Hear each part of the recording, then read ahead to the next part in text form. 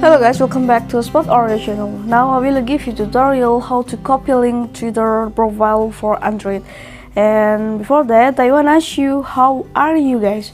So you don't miss of our videos, don't forget to like, share, and subscribe to this channel. And now let's go to the tutorial. First we go to Twitter application that you have been to install it before. Click on the Twitter. And after that you can click the symbol in the upper of the left corner. And I go to the profile.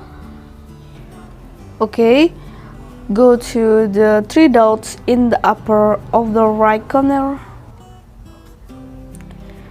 and I go to the share. Click on share, and after that go to the copy to copy your link.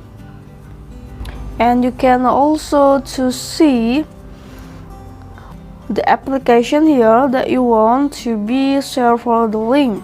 Okay, I choose the Instagram chat, and all of here send for my friend in the Instagram, and click done. I think it's enough for you to how to copy link Twitter profile for Android. I hope this video is useful for you. Thank you for the attention and bye.